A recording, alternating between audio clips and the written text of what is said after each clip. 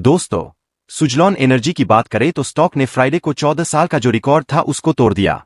यानी स्टॉक अपने 14 साल के हाई लेवल पर पहुंच चुका है। और यहां पर जो सबसे बड़ी बात है कि एएसएम लिस्ट में भी बदलाव हो चुका है। आने वाले समय में सुजलॉन एनर्जी में क्या तूफानी तेजी के सिग्नल दिखने लगे हैं। सबसे बड़ी बात है कि एक बड़ा प्लेयर बाजार से आउट होने जा रहा, उसका फायदा सुजलॉन को हो सकता है। यानी एक बड़ा कस्टमर बेस फिर से सुजलॉन को नया मिलता दिखाई दे सकता है। यहां पर बजट आने वाला नया, उस बजट में भी कुछ बड़ी अनाउंसमेंट हो सकती है।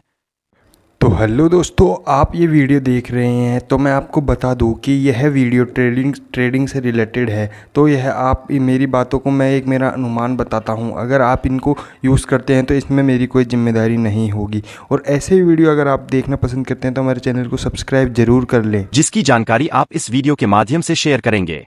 और क्या यही बिल्कुल सही मौका है जब सुजलॉन में निवेश किया जाए, क्योंकि सुजलॉन के अंदर बहुत सारी संभावनाएं।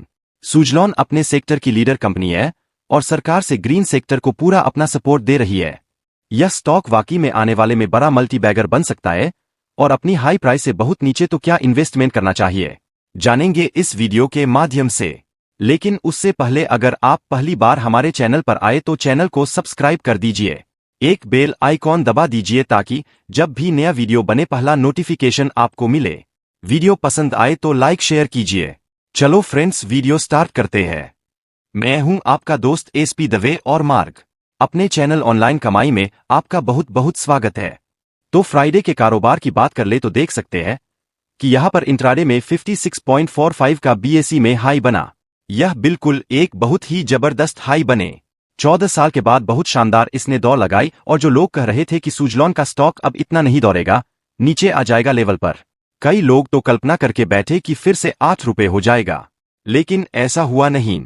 स्टॉक 56 को पार कर गया। लेकिन जैसे कि रिटेल इन्वेस्टर्स इस समय भी काफी ज्यादा पैनिक कर जाते और वह भी हर तेजी पर बिकवाली करने लगते, और यही हुआ। स्टॉक फिर से 54 हेड के आसपास क्लोजिंग दिया, जहां पर 2.6% की ही तेजी देखने को मिली। तो बड़ी तेजी के बाद यहां पर प्रॉफिट बुकिंग की वजह से थोड़ा स्टॉक नीचे जरूर आया, लेकिन अब यह एक नए दायरे में जाने को बिल्कुल तैयार 50 को क्रॉस कर चुका है।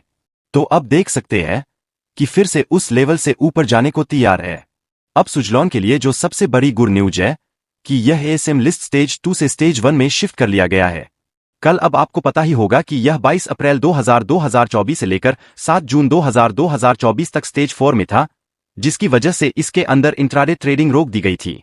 सिर्फ डिलीवरी बेस ही काम हो रहा था।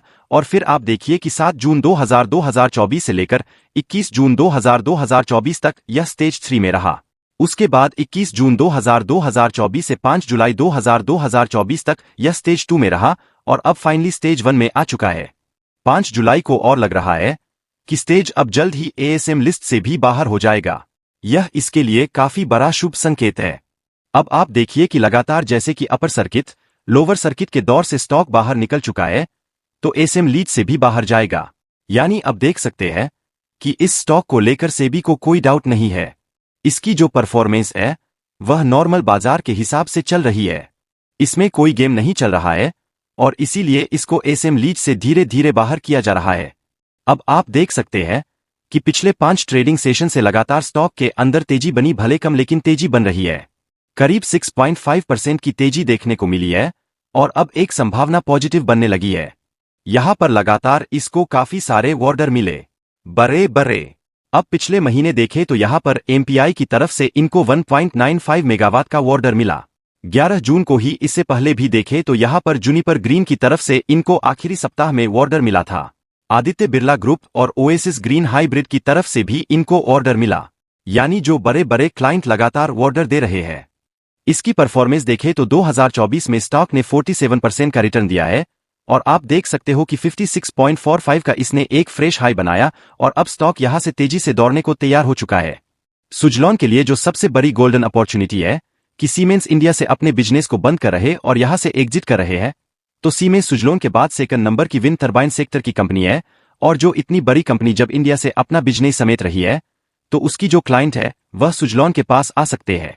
यानी एक नया क्लाइंट बेस तैयार होगा सुजलॉन के लिए। तो देख सकते हैं कि यहां पर वेल्स मिल्स के सिक्योरिटीज के क्रांति बैठने का कहना है कि सुजलॉन के लिए एक काफी अच्छा मौका मीडियम टर्म से लेकर लॉन्ग टर्म के लिए ऑर्डर बुक में मजबूती देखने को मिल सकती है।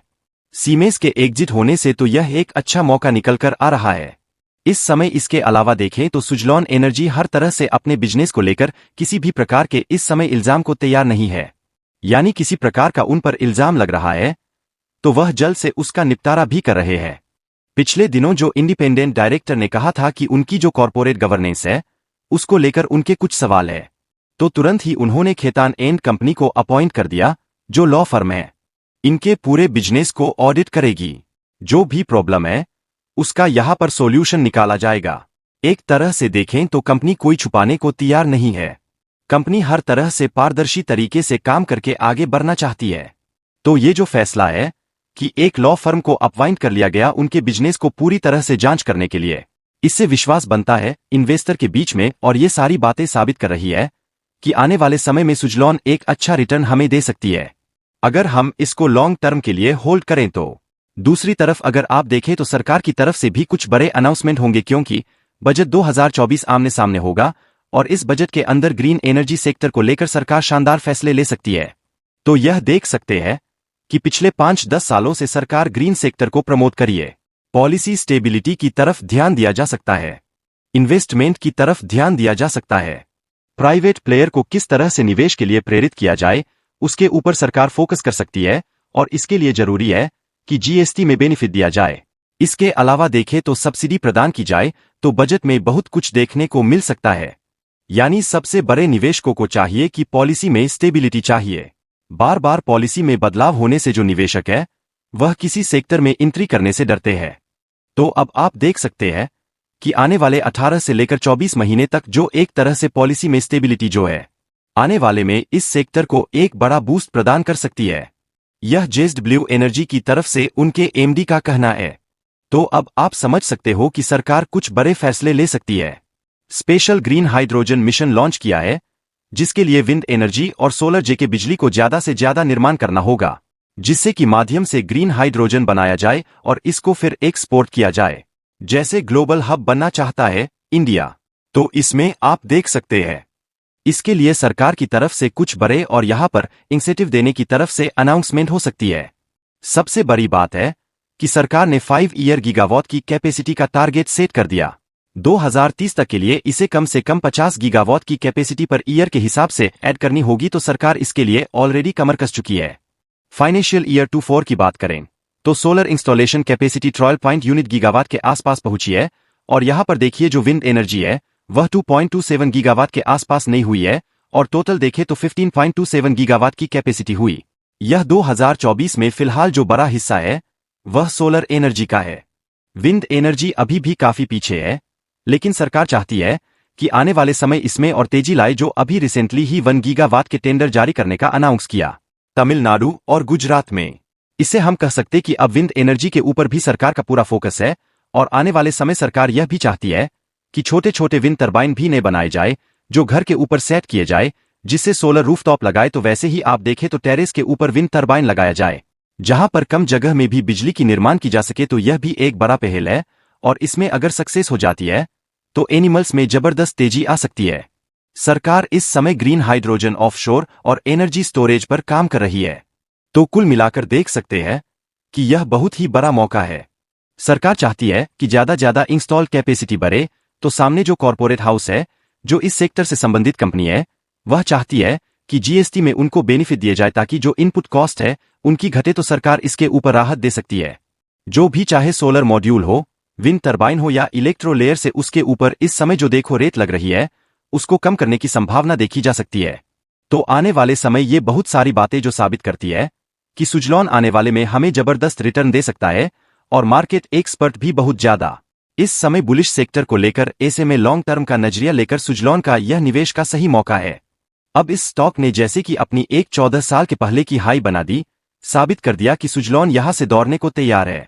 ऐसे में आने वर्ष में यह बड़ा मल्टी बैगर बन सकता है। निवेश करना चाहिए, लेकिन फ्रेंड कोई भी